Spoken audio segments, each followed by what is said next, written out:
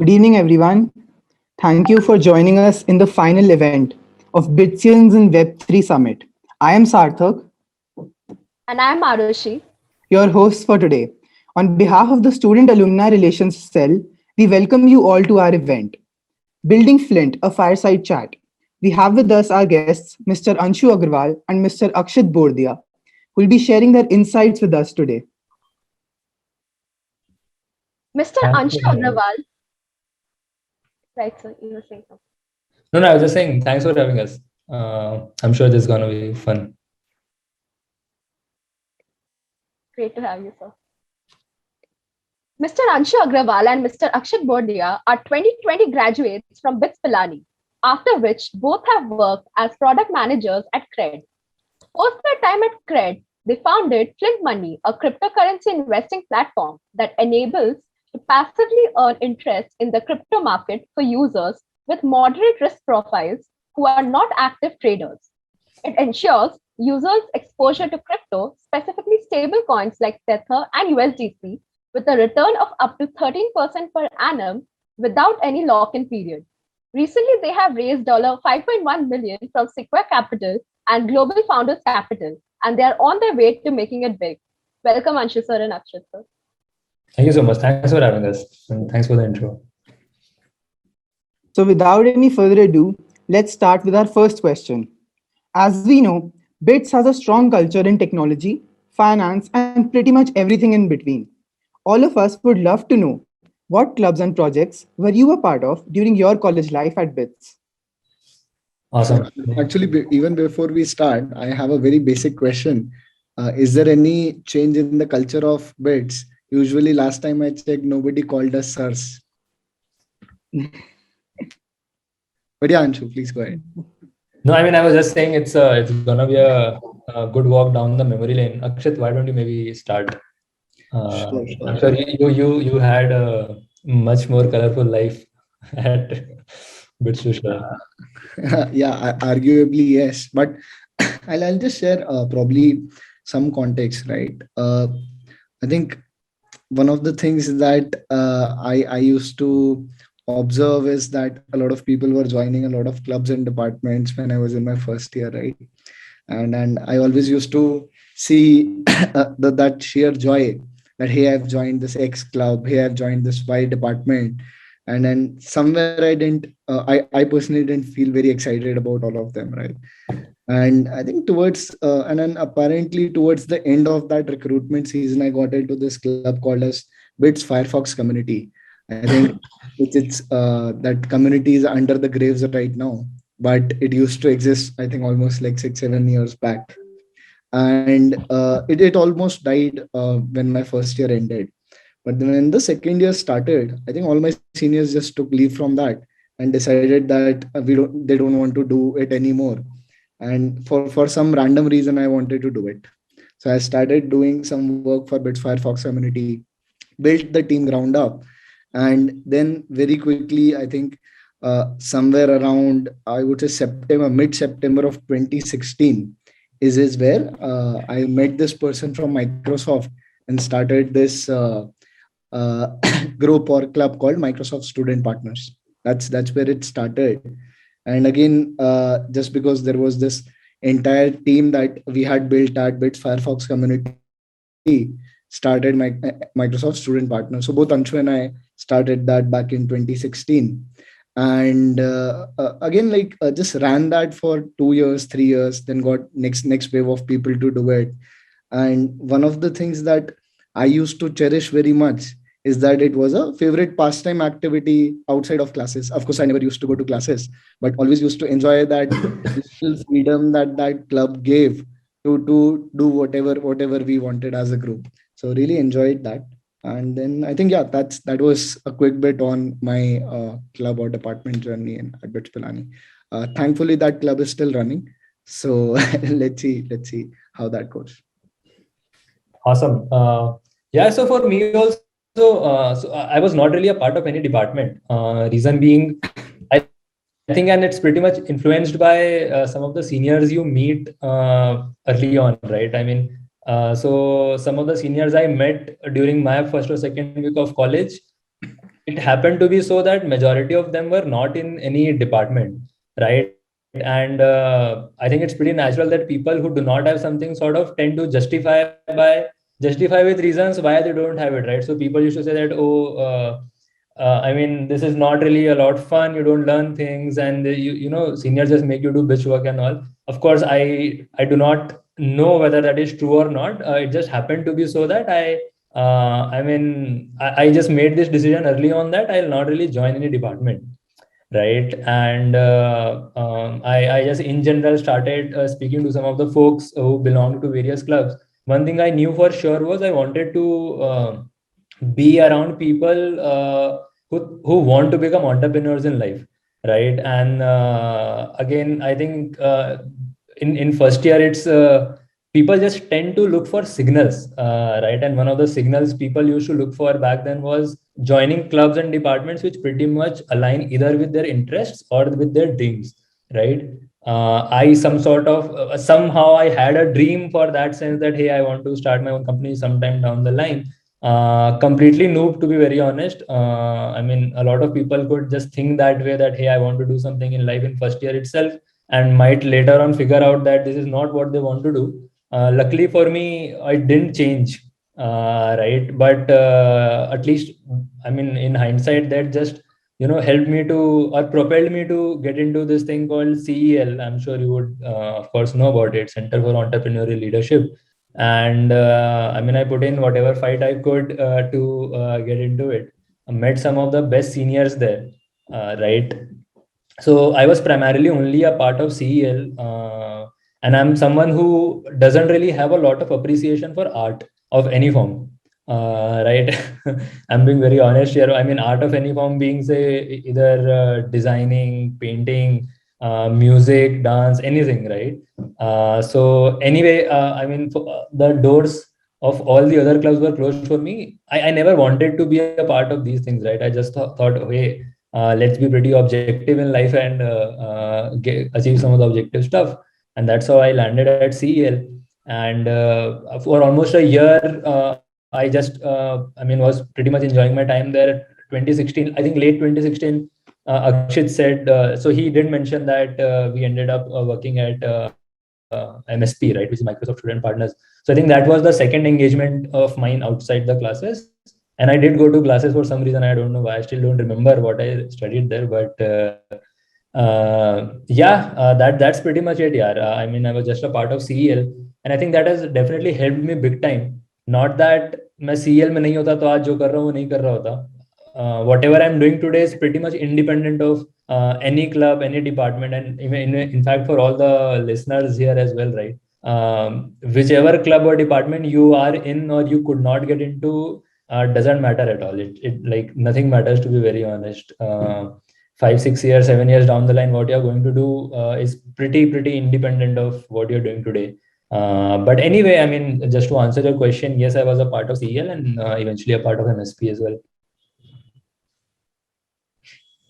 I think I can personally resonate with the kind of memories you've had in all the clubs that you've been with. Even I've discovered my primary interest by interacting with my seniors from all the clubs. I mean, it's really fun to hear how you guys work together for the inception of a club. And the fact that you are still working together as co-founders is a testimony to the kind of bond that you share. So on a side note, I can completely relate to the fact that you didn't attend any classes owing to your interests.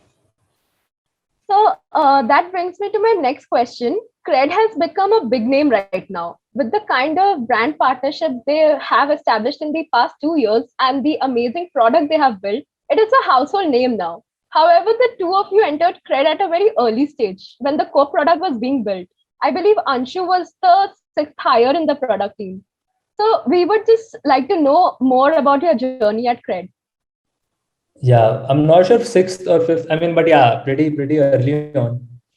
So just to give a quick glimpse of it, I joined Cred when Cred had launched hardly 6 months prior to when I joined, right? Less than 50 people in the team, very early stage, very chaotic. It used to be very different from the Cred it is today, and I'm sure a lot of folks here in the audience as well might be applying for some internships or something here and there at Cred, right? Now it's a pretty different process. But yeah, I think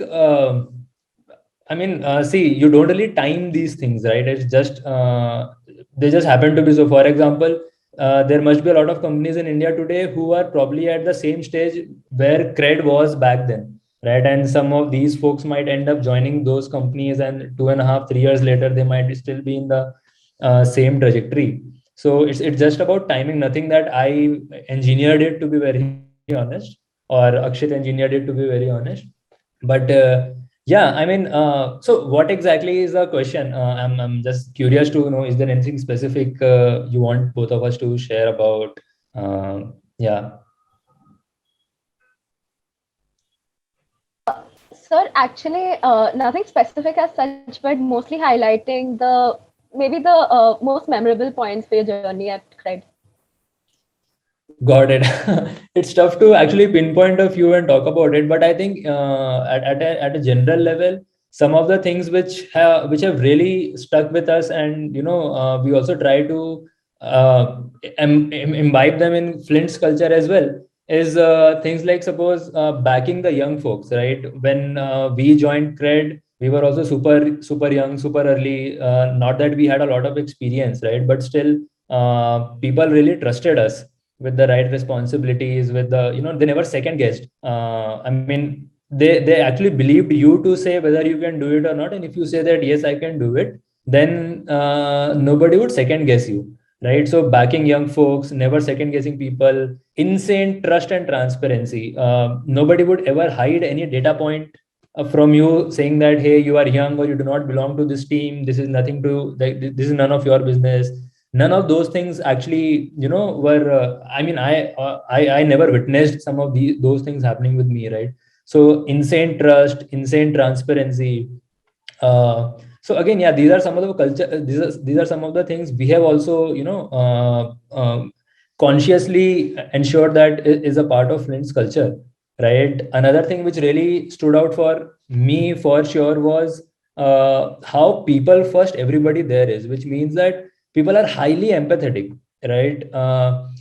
So I mean, from what I have seen or heard about other corporates, a lot of other startups as well, is that people are very leaders, or people are very objective about managing the team, right? For them, the primary objective or the primary goal they want to drive via the people in their team is to achieve, say, some metrics or achieve outcomes, or some numbers, right? But at Credits, it's very, very different. What we realized was that people are being very empathetic. They understand your problems. They understand you, right? They understand who you are, and I mean, never sort of blaming you for failing. Really, really high tolerance for failures, right? I mean, so all of these are sort of intermingled as well, right? When you back young folks, you give them more to do, right? And when you give them more to do to people who do not really have a lot of skill, they will naturally make mistakes. But at the same time, being empathetic that, hey, I know you tried, right? I know you gave your best, and it's okay. Let's try again, right? Attitude like this has really, I think, made the culture there stood out. And this is pretty much, in fact, we consciously try to take these things one notch up, only at Flint, right? So similar to this, I mean, if you would speak to some of the folks who work at Flint, I hope they also talk about these things for sure, and I hope they also have more to talk about Flint than what I'm actually able to articulate. But yeah, these are some of the things I think which come at the top of my head. Just in case, Akshit, you have more to add, please feel free. I'm sure you also have had a very different experience, but and elaborate one. I'll just start one important thing, and probably just because considering the audience in this group, a lot of times post college we consider that whatever is fancy is good, whatever is day zero is good, or whatever, I don't know, is paying the most is good. It just happens to be for, not for everyone it's good. Of course it might be good for a bunch of people, but it might not be good for, let's say, majority of the people who have joined this call purely because maybe they want to start something of their own at some point in time. So just sharing one basic experience there. I went to this company called as Sprinkler, right? After I would say my fourth year, and that's where I got a full time offer. And just happens to be that my it just happens to be that Sprinkler now is a day zero company, right? And over the course of those 4 5 months, I genuinely did not feel that that is the right place for me, purely because it was very very slow.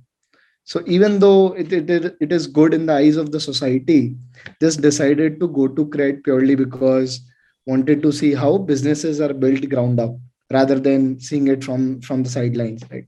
So that's when I went to Cred.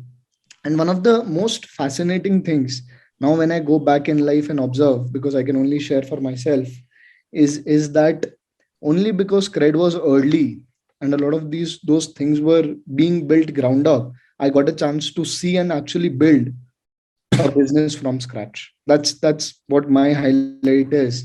That if any of you folks feel at this point in time that you also want to do something along the paths of what we have done, I would highly suggest you to not follow what is standard and fancy in this real world. Try to figure something out where you'll see actual things happening rather than just seeing things from the sidelines. You want to be playing in the stadium rather than sitting and cheering in the stadium. By the way, just an unsolicited opinion. Do not register for placements. Akshit or I, both of us didn't register for it and turned out to be a good decision. But yeah, just an unsolicited opinion.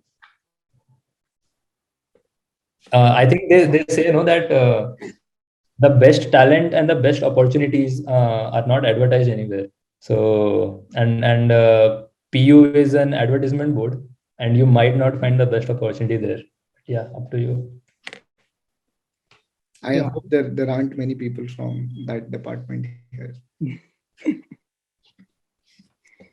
From the points that you've mentioned, like, and the kind of freedom and transparency offered, Cred seems to have a great work culture.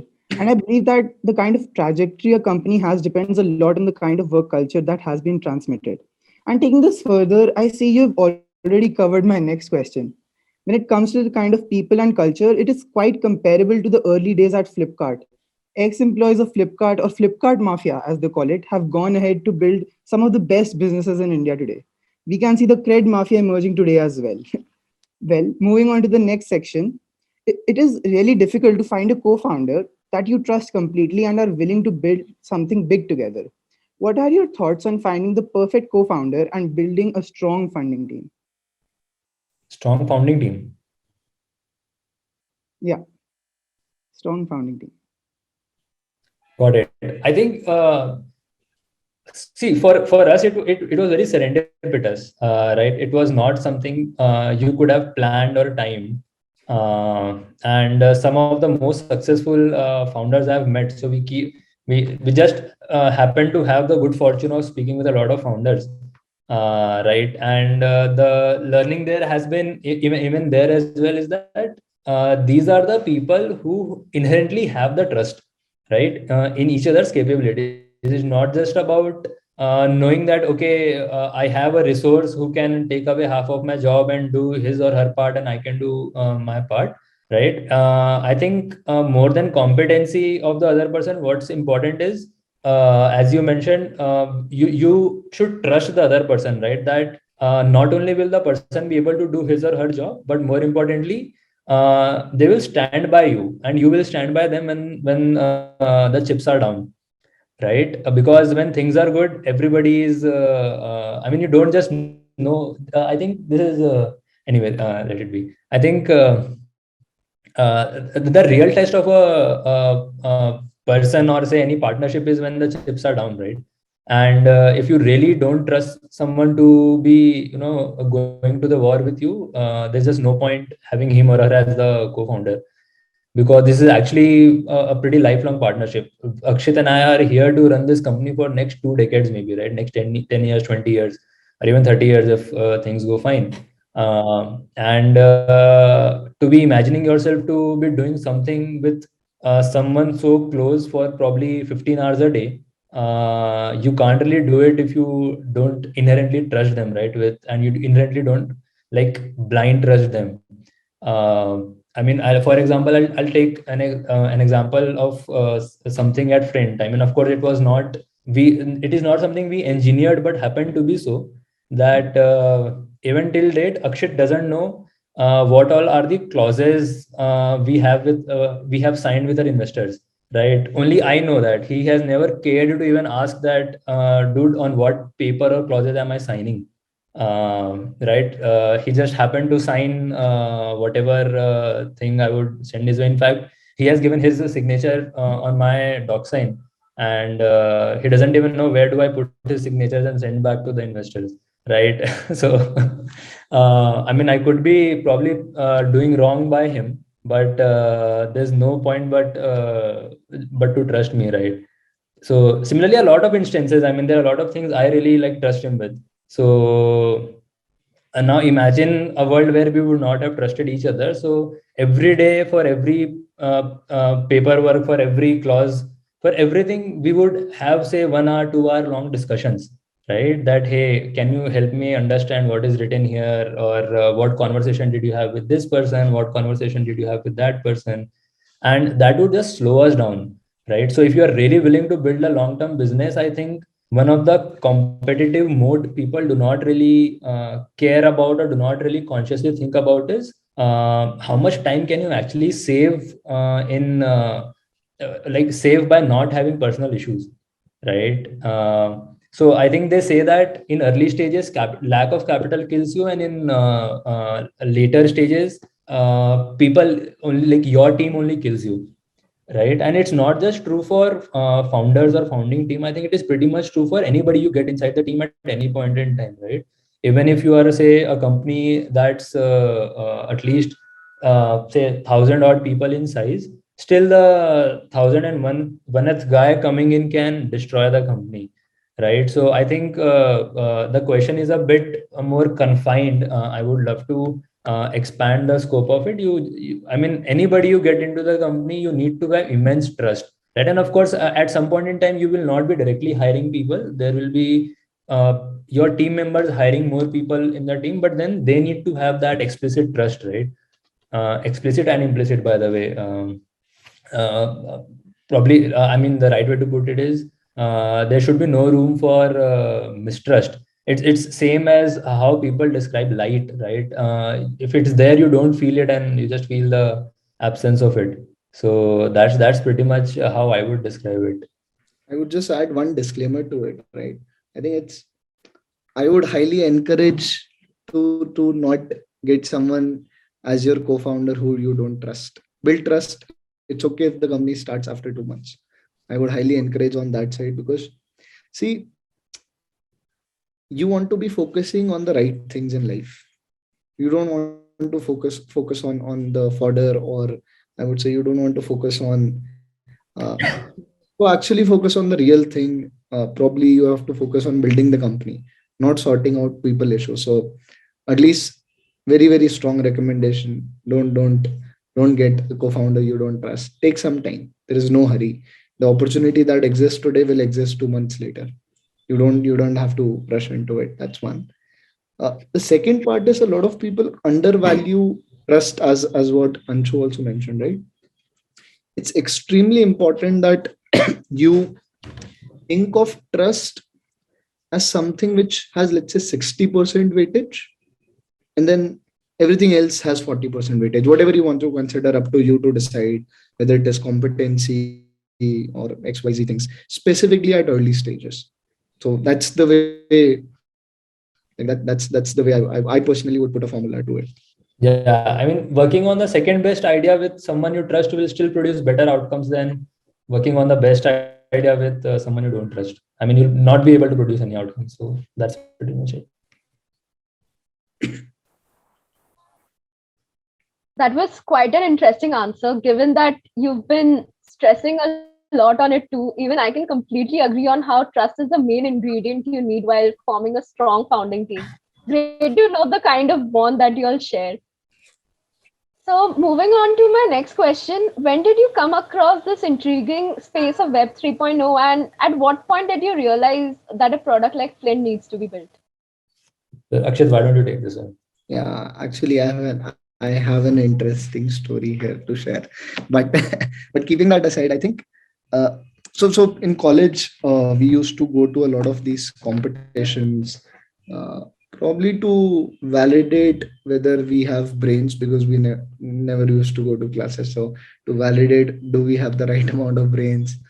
Do we can we really maybe make some money out of it or whatever the incentive was back then? So we used to go to these bunch of events and we made a bunch of money there, right? Yeah, I remember probably around $1,000 back in 2017. And towards the end of 2017, we were like, now what do we do out of this 50,000, 1 lakh rupees or whatever it was? And we started trading on this platform called as CoinX. And of course, the founders of CoinX are now our investors and we really respect them.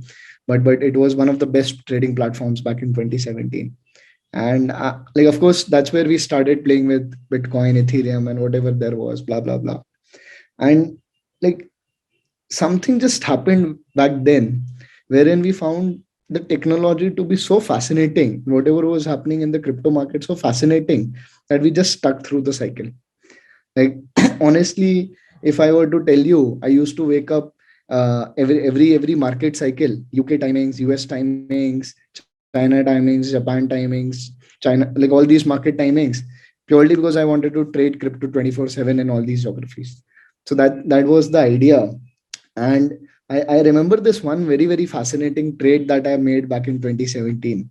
I think the price of Ripple was 14.3, and I got some sort of a tip that hey, and then I had set up some sort of alert. So I got some alerts and trends that hey, Ripple is going to probably it's going to go to the moon or whatever it is that you call in crypto. And I moved my entire portfolio to Ripple. So from 14.3 rupees at 10:30 in the night is where I invested. Next day in the morning, I woke up around 5:30 and the price from 14.3 went to 149 rupees. And then it went up to 225 and then I sold it at 140. Made a lot of money there. Never had to ask for more money from my parents. So that was actually nice. That was the honest outcome there. But I think ever since then the concept has stuck. Like we've kept on reading more and more and more about it. It's just that it just keeps getting more vast, that once you start reading into crypto and once you start understanding crypto, there is no way you can get out of it. It's very contagious, specifically for smart people. So that's what the journey has been. Of course, now standing today, we realize that there have been a lot of people in this in this country or across the world who find crypto very complicated. Now to us, maybe it's okay thing to play around with, but for the general audience it's very tough. I think at Flint what we stand for is making crypto simple for the masses. And that's where we've been like launching a lot of these new products. We have a bunch of products that are there in the roadmap that we will launch for these consumers with just one single intent: can we make it simple for users? And it's something which inherently happened. We never thought back in 2017 we'll start a crypto company today. It's been what, 5 odd years now, but still I think paths did converge, and that's just out of sheer curiosity, sheer interest is why we started Flint. Anshu, do you want to add on to something? Yeah, I think you have covered it beautifully. Sarthak, Arushi, I think that's pretty much. Yeah, so given that many of my batchmates are also interested in trading and are trying to get into the space, your 14 to 150 story must have been a good motivation for all of us. You should stay away from it. The markets are gonna downturn right now. But yeah, it's always fun to play around with crypto. Yeah. Yeah, so moving on to our next question, Flint promises a 13% interest on their investments. We, as students, are quite intrigued by this fact of making passive interest through crypto, which was primarily considered an active investment people made by purchasing different coins. Could you please expand more on the interest making aspect so that more students are acquainted with how your distinctive system works? Got it. Yeah. First of all, we have never promised 13%. Right. It's very most important to sort of put a disclaimer that it's up to 13%. Of course, we try to ensure that we always deliver the 13% returns. But in the country, only banks can promise. Not even NBFCs, no fintechs are allowed to use the word promise.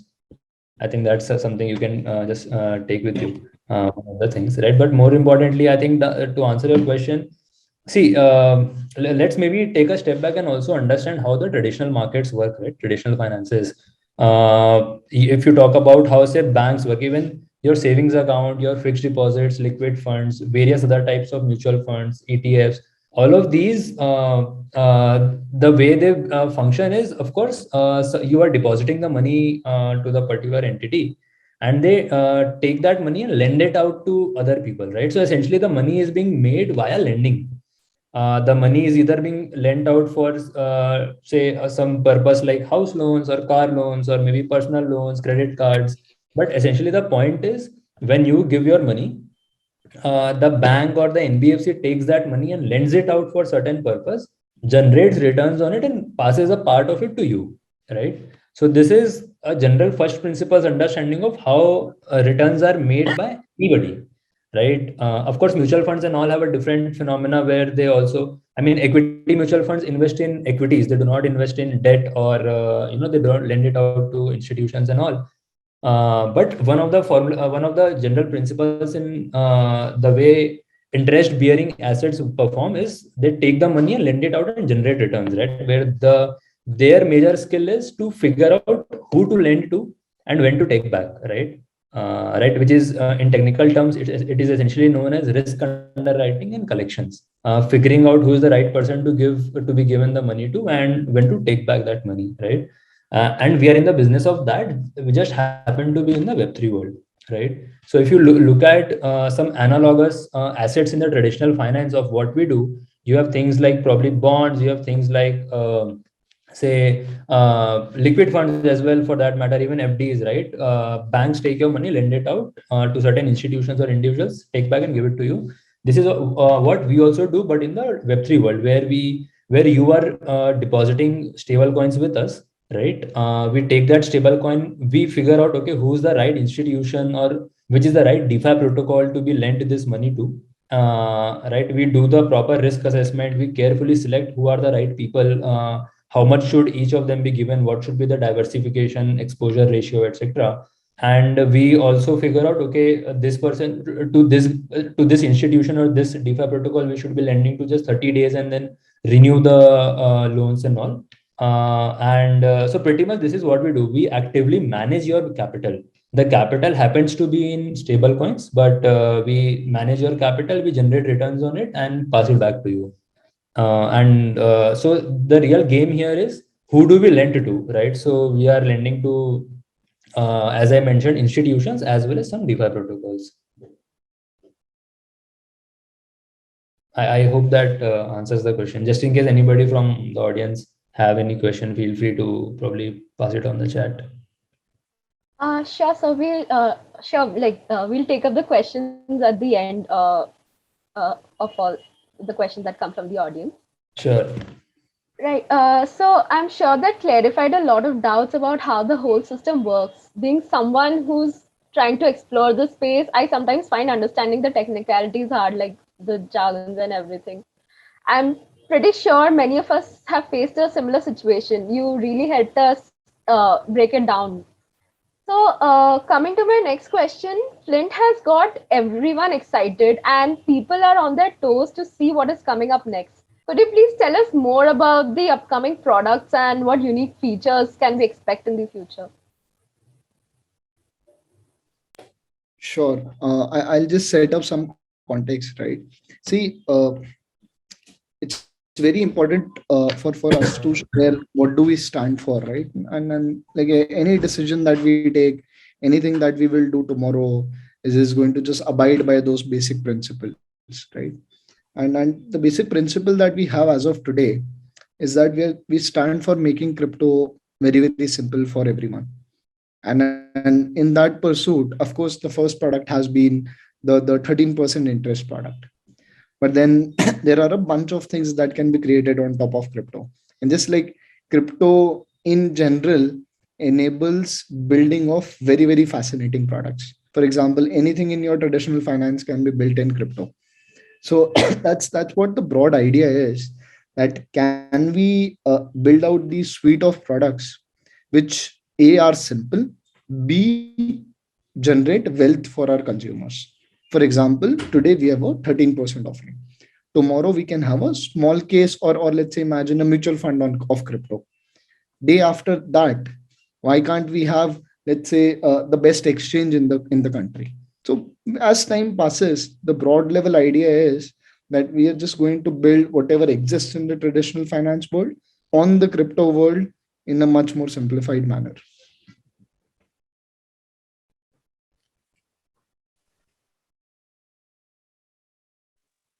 I think, yeah, that like makes us like even more into the space, and everyone is like really excited to see what's coming up next in the near future. So, like moving on to my next question, from the Indian crypto market standpoint, in the Union Budget 2022, it was announced that a 30% tax would be levied on all income streams from virtual assets. And the government is also planning to launch its own digital currency through the RBI. It would be great if you could shed some light on how these decisions would impact the Indian market in the future.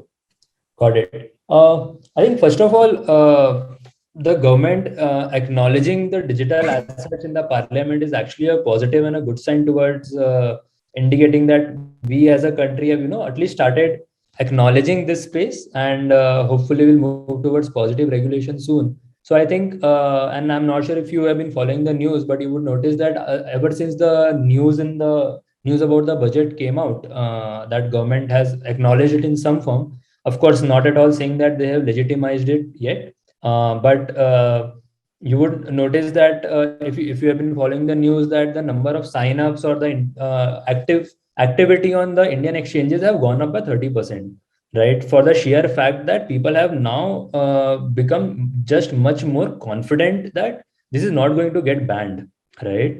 Secondly, I think around the 30% as a number, right, definitely seems high. But if you look at some of the sophisticated investors, who are people who have anyway been earning say more than 10 to 12 lakh rupees in a year, and who have been active investors in other asset classes like mutual funds, even FDs for that matter, stock markets, ETFs, etc., they were anyway paying 30% on their income, right? So for them, it has actually come as a breath of fresh air, where they now have more certainty, and they also acknowledge that they were anyway paying 30% on this basis their income bracket. So this is nothing new for them, right? So that is something which has really worked well in our favor. In fact, another thing which just happens to be pushing our agenda forward is the TDS. Now, if the 1% tax is going to be deducted on every transaction, that essentially means that the number of trades you do as a trader, or the number of buy or sell orders you place, you are going to have capital erosion on every transaction, right? Which is not the case for us. For us, the moment you make your first transaction, or say whenever you make a transaction, that is the only touch point, and you are not doing active transactions here, right? At least on Flint. It's not that every day you are probably investing, withdrawing. You just invest and stay there for the long term. That's what the idea is, right? And that's pretty much the essence we also wanted to encourage, that hey, you do not need to be actively buying or selling or trading on crypto. You can just come here, invest your money, and forget it, right? You can just let it be for the long term. So I think these are some of the things which have really helped our cause, right? But at the same time, if I look at the larger picture, of course, I would want the TDS thing at least to go away, right? Even though we are not the ones who are much impacted by it, the industry as a whole will not really be able to move forward, right? So if I look at the larger picture and think about the ecosystem, it's better that the government does away with it. And we all are still waiting clarity on it, right? A bit more fine prints to be coming out in a month's time or so. So let's see what happens there whenever it comes out.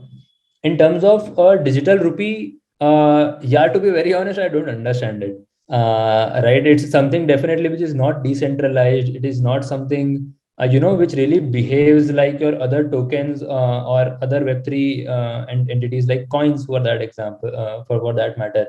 So, I mean, to be very honest, I do not really understand the use case yet. Probably Akshit, if you have thoughts on that, you can might as well share.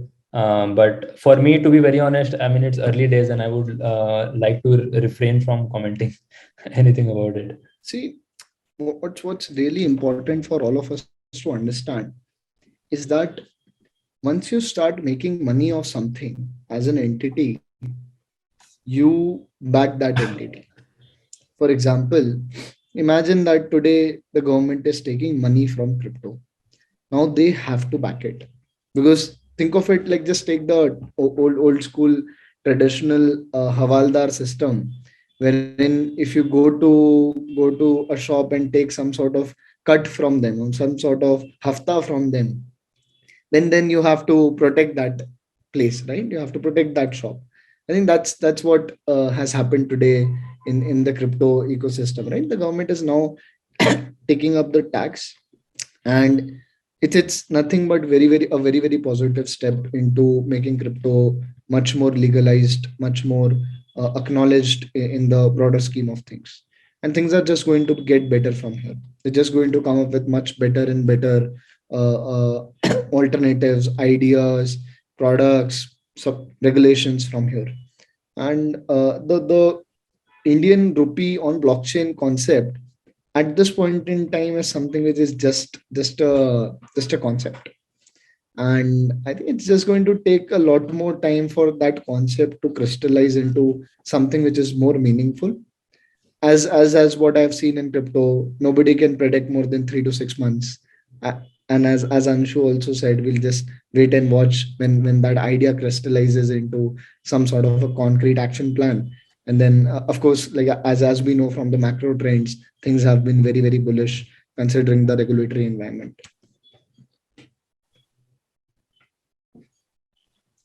I think sometimes when we as laymen read news, we cannot see the bigger picture. Personally, as well, I now feel I have a better clarity on how the law works. On the other hand, it's good to see that people are gaining confidence with cryptocurrencies, and we're all here to see what the future holds. So, coming to my next question, cryptocurrency and blockchain seem to have immense potential and could possibly be the currency of the future. Do you see a revolution in the making wherein everything would be built on blockchain and tilted towards decentralization?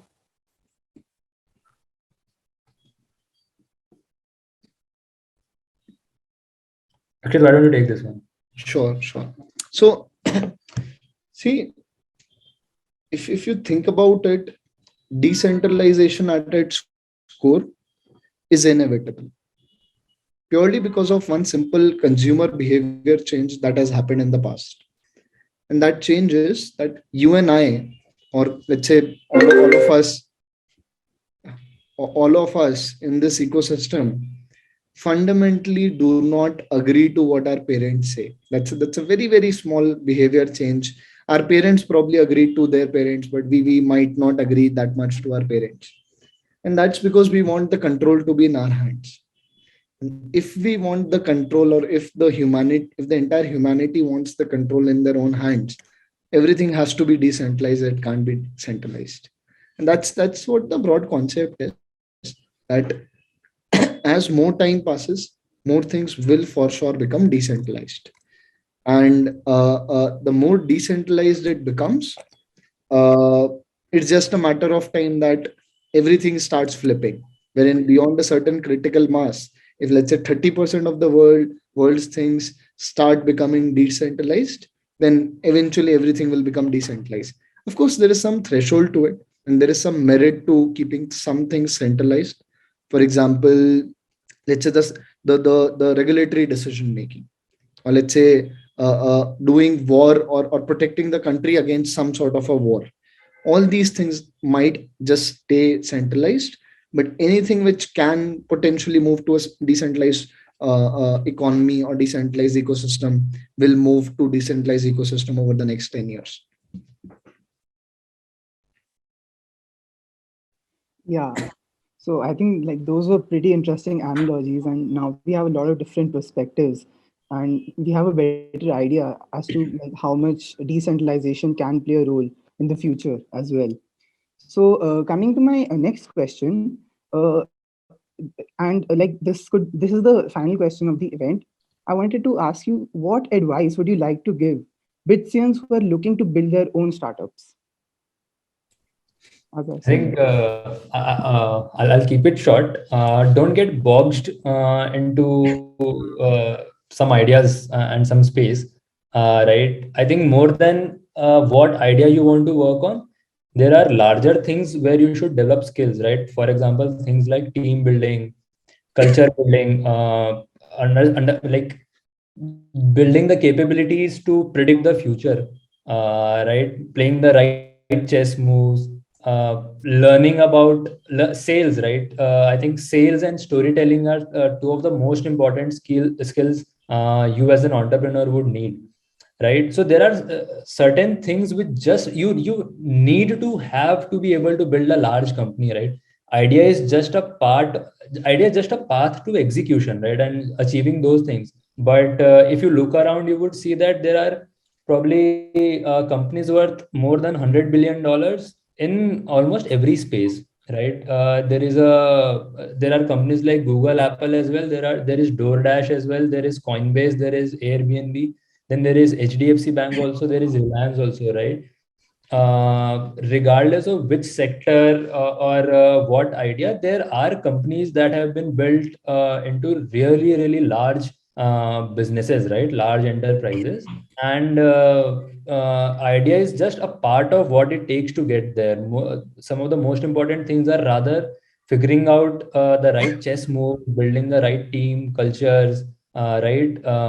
Sales and storytelling, again, I would just emphasize on it. So I think these are some of the things which you need to develop, and the best way to do it is probably by working with some of the folks who are doing it day in and day out, right? For Akshit and I, probably Cred happened to be that place where we learned and developed some of this. Most of it you would also learn on the go as you start your own thing, right? And don't get boxed into a particular space or idea, right? These things come very serendipitously to you. Once you go out there, start executing, do some of the things either in your job or outside the job, you would naturally start figuring out problems. You would naturally start figuring out opportunities, right? You just need to have an open mind and be very analytical about it. Be very unemotional. Never get emotionally attached to your ideas. That's one of the largest, like biggest mistakes I have seen young folks do. We are also pretty young, just that you are fortunate enough to have learned that pretty early on in life, that you don't have to get emotionally attached to the ideas. Right? Ideas will come and go, but what really will enable you to build successful companies, generational companies, the truth is that your ideas won't really help you get there, right? Rather, your execution and your skills will help you get there. So focus on building them, right? While ideas will come and go, and at some point in time, you'll just serendipitously figure out, okay, this is what looks like the thing I can dedicate the next 20 years of my life to. But yeah, just build the right skills, be around the right people, and let things happen. Like, don't try to force it. Don't put a date to it that before my 25th birthday I have to be a co-founder or a founder of a startup. These things don't work like that. Just I'll just add one element, right? And of course, it's extremely important to have all the right sort of skill sets. But there is one thing which is even more important than, let's say, anything else, and that is knowing if you really want it.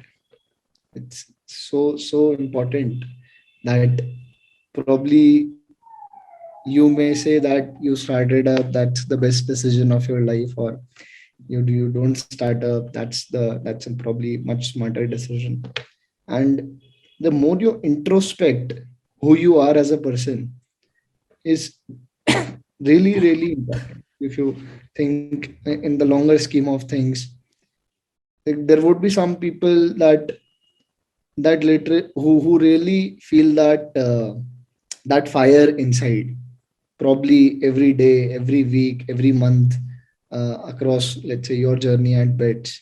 maybe after beds, you'll really feel that maybe every few days.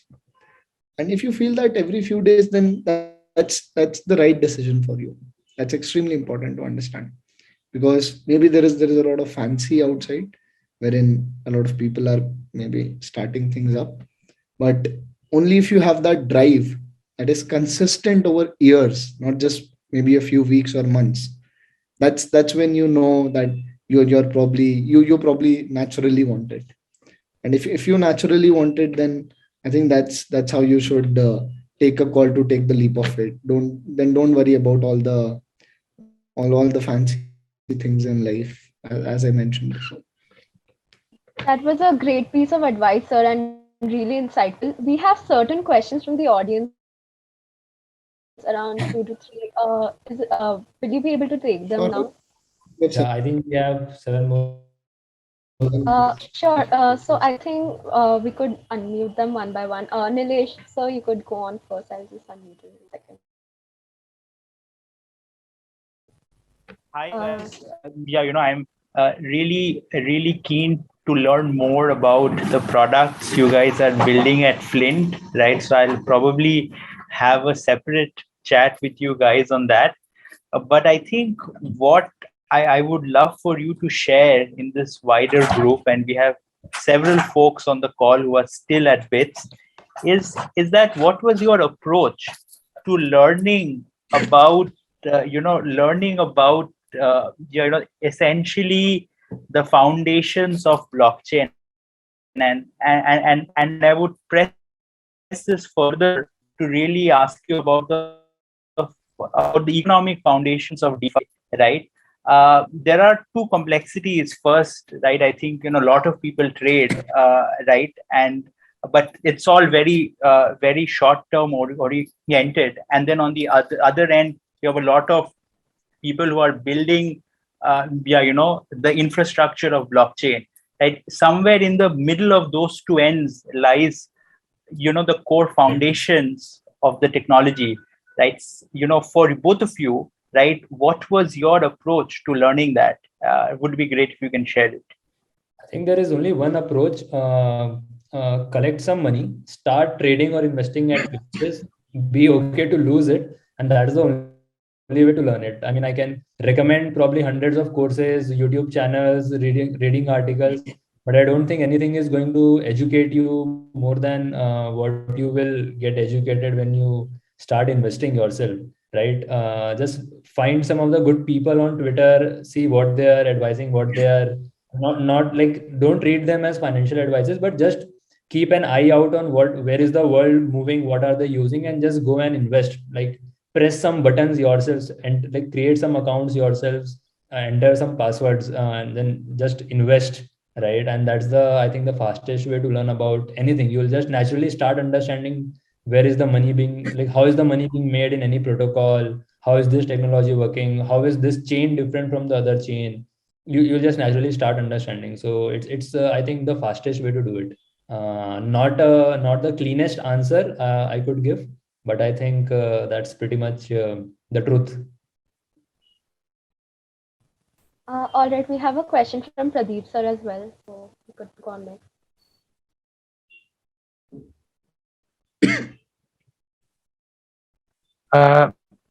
Yes, Mr. Anshu. In fact, I'm Dr. Pradeep. In fact, it was wonderful that I heard more, because even credit, I have interacted with a couple of students also, I think from Greek Lagat, credit policies and other things. Actually, what I wanted to know mainly was, my key insight was, how can you integrate quantum computing? Down the line, if 2-3 years, we are going to have the entire thing which is going to cause a greater shake in the crypto world. So how do we integrate that with the blockchain platform and Web3? What exactly will be the implementation challenges down the line? See, like, actually, although we are playing with CoinX and other things and all, but there is some sort of vulnerabilities associated with that. That is what the government also is hesitant to implement it directly. I mean, it works by a trial and error approach. It's not a foolproof way. We are not able to find out a particular thing, but there can be vulnerabilities popping up down the line. So quantum is one thing which is there in the thing, because that was one of my projects which I the crypto thing. which you pointed out certain vulnerabilities, but something which is prone to hacking and other things which in the decentralized manner, which will be taken care by them. So can you foresee some sort of things or any insights? I mean, it will not be the solution right now across the desk. Even if you can get some more insights or get people help out in this domain. In fact, I would request even Arushi also, if people have insights onto this, if there are any insights on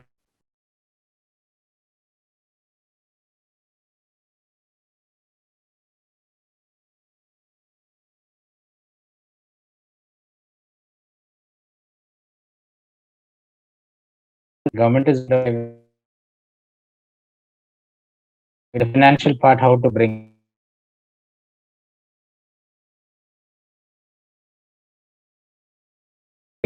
the blockchain domain. Sure. Actually, like first of all, thanks for the elaborate question, right? And I've also put up one video from Steve Jobs in the chat, right? And of course, just like me, maybe a lot of people find Steve Jobs to be quite interesting. But there's this one very important learning from what Steve says in that video, right? Technology cannot drive product decisions. It has to be the other way around. Absolutely, that's true. There has to be a consumer problem or there has to be a product problem, and that's where you bring in the right sort of tech to solve it. And that's my honest view on quantum computing, that yes, there are a bunch of promising applications, but then it has to be driven from the side of Absolutely. I think I presented the case in the other opposite direction. It should not have been in that way. I'll tell you in the other case, actually, in the proper way. Like, actually, what happens is with the today security challenges, everything there is something like a brute force attack or anything, and especially in the hacking attacks which are there. So there's an urgent need. What exactly there has to be in the crypt world where hacking is brought down. The reason why we have come to Web3, I'll tell you, there is a reason. Actually, what happens is when Web 2 we had, but we didn't have the way of probing into the thing and getting exactly executing to get the information. We're only able to find people, do social networking around and do it. But we are not able to execute any query directly and do it in the intelligent in the absence of manual intervention. Because today data has become the oil of today's world. So to process it, it is in trillions of records and petabytes. I think the years before we had these technologies, but we didn't have the necessity for it. Necessity is the mother of invention, as you said.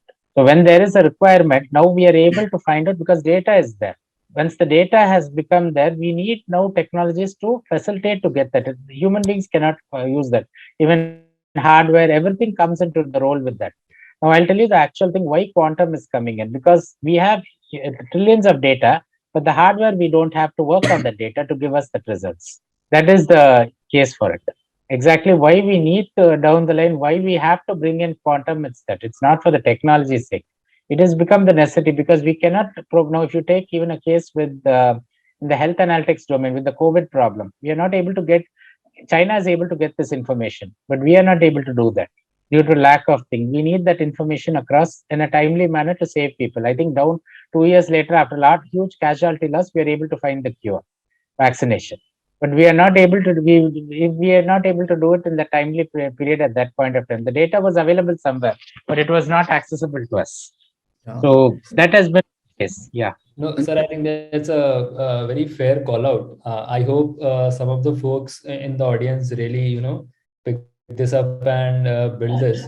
To be very honest, I think it's still pretty early and will be unfair for us to answer it just for the sake of it.